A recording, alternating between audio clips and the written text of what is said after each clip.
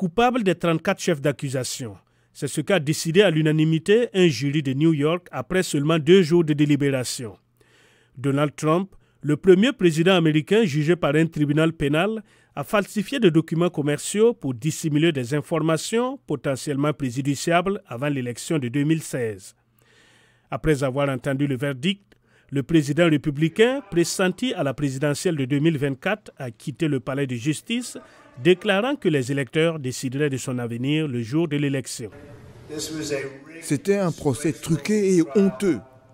Le vrai verdict sera rendu le 5 novembre par le peuple. Mais Trump lui-même pourrait ne pas faire partie de ses électeurs, explique Barbara Perry, professeure à l'Université de Virginie. S'il maintient sa résidence en Floride, un État où les criminels condamnés n'ont pas le droit de voter, il n'aura littéralement pas le droit de voter pour lui-même. À New York, aujourd'hui, nous avons vu que personne n'est au-dessus de la loi, a fait savoir l'équipe de campagne de l'élection du président Joe Biden dans un communiqué. L'ancien procureur fédéral et professeur à la faculté de droit de New York, Steve Cohen, dit ne pas être surpris par le verdict. La réalité juridique, c'est que soit vous croyez au système de justice par jury, soit vous n'y croyez pas. Et il se trouve que je crois au système de justice par jury.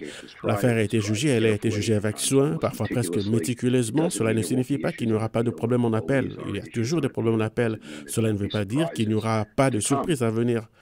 22 personnes ont témoigné au cours des 6 semaines de procès, dont le rédacteur en chef d'un tabloïd qui a décrit la suppression d'articles critiques à l'égard de Trump, la star de films pour adultes Stormy Daniels, qui a déclaré avoir été payée pour garder le silence sur une relation sexuelle avec Trump que ce dernier nie, et l'ancien avocat de Trump, Michael Cohen, qui a déclaré avoir effectué ses paiements à Daniels au nom de Trump.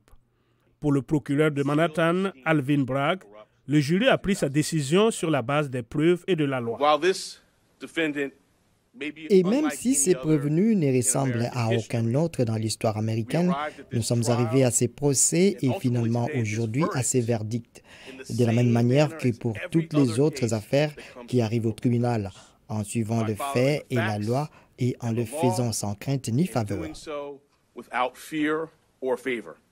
La condamnation de Donald Trump est prévue pour le 11 juillet, quelques jours avant que le Parti républicain ne le désigne officiellement comme son candidat à la présidence lors d'une convention du parti dans le centre-ouest de l'État de Wisconsin.